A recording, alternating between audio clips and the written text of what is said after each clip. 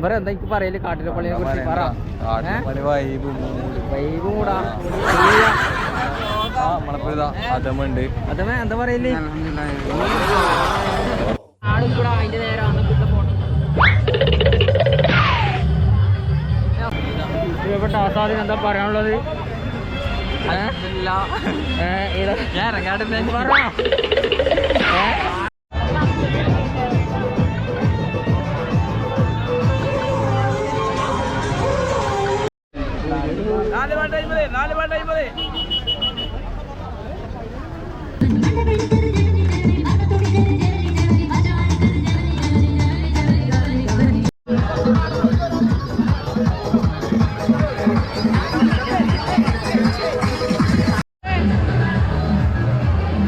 എടാ മോനെ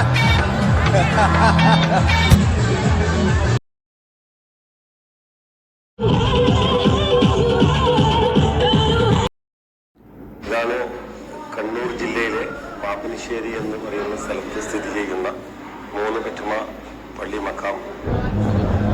ഈ മക്കാമിലാണ് ചരിത്രപ്രസിദ്ധമായ 3 പെറ്റമാരുടെ വിഷമമുള്ളത്.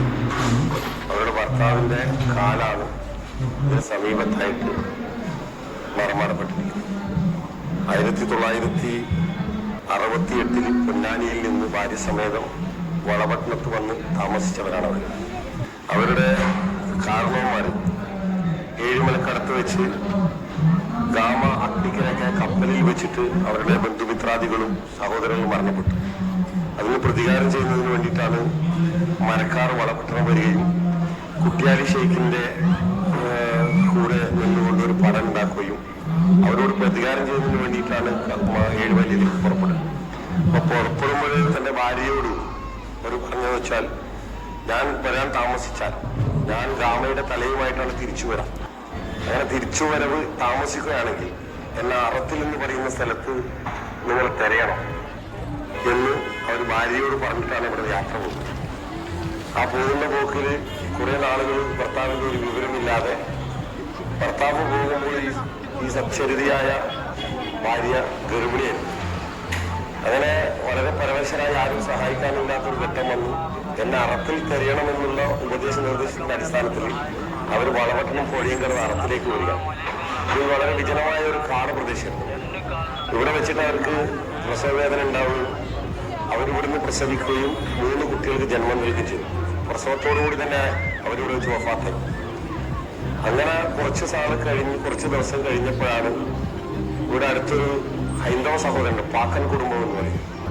ആ പാക്കൻ കുടുംബത്തിലുള്ള ഒരാൾ ഇവിടെ തെങ്ങ് കയറാൻ വന്നപ്പോഴാണ് കാട്ടിൽ വല്ലാത്ത തരത്തിൽ ഇതിന്റെ മുകളിലായിട്ട് കാക്കകൾ പറക്കുന്നതായിട്ടും അല്ലാത്ത ശബ്ദങ്ങൾ ഇരുന്നായിട്ട് അവരെ ശ്രദ്ധയിൽപ്പെട്ടു.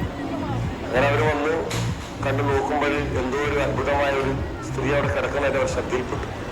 അവർ തന്റെ ഭാര്യ ചീരുവിനെയും കൂട്ടി വന്നു അവിടെ ആ സ്ഥലം സന്ദർശിക്കുകയും ആ നോക്കുമ്പോൾ പ്രസവിച്ച് കിടക്കുന്നവര് 3 കുട്ടികൾ അവർ മരിച്ചു കിടക്കുന്നതായിട്ട് കണ്ടു.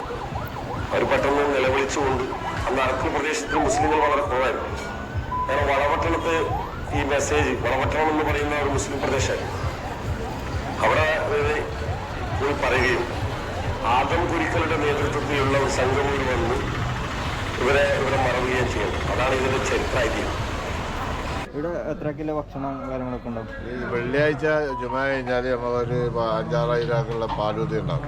അത് പാലൂതി ഇങ്ങനെ സപ്ലൈ ചെയ്യും. അത് കുടിച്ച് കഴിഞ്ഞാൽ പിന്നെ ശനിയാഴ്ച പച്ചക്കറി ബിരിയാണി ഒരു 5-8 പച്ചക്കറി ബിരിയാണി കഴിക്കാൻ കൊടുക്കും, പാർസലും കൊടുക്കും. ഞായറാഴ്ച 10-25 പട്ടളം ചോറ് വെക്കും, മധുരമുള്ള ചോറ്. അവര് 8 മണി മുതൽ 6 മണി വരെ കൊടുക്കും. പിന്നെ ഇന്ന് ഒരു 5-8 ചോറ് തിങ്കളാഴ്ച വൈകുന്നേരം കൊടുത്ത് ഇത്രയും കാര്യങ്ങളാണ് ഇവിടെ ചെയ്യുന്നത്. സ്ഥിരമായിട്ട് 10-40 കൊല്ലം ഞാൻ ഇവിടെ വർക്ക് ചെയ്യുന്നത് ആളാണ്. ഞാനെടുത്ത കുക്കാണ്. ലാസ്റ്റ് സമാധാനം ഇത് ഇനിയില്ല, ഇനി ഭക്ഷണമില്ല, തീർന്നു.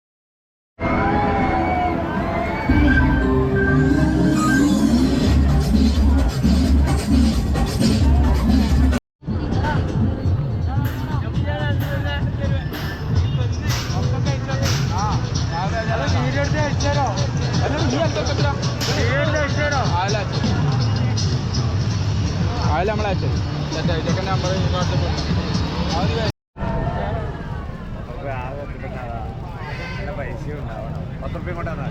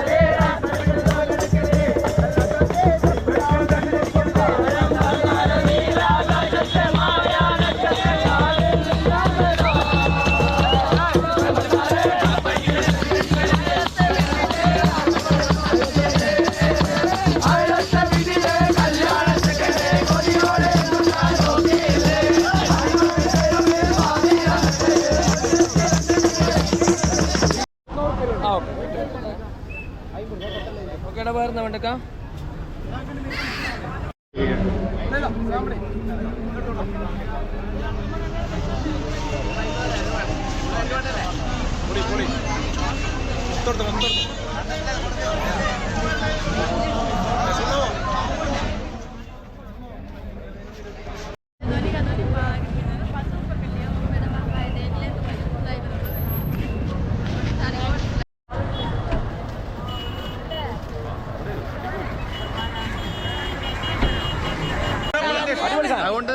ബീഫ് വെച്ചോ കാട്ടിലപ്പള്ളിയുടെ സമാപന ദിവസം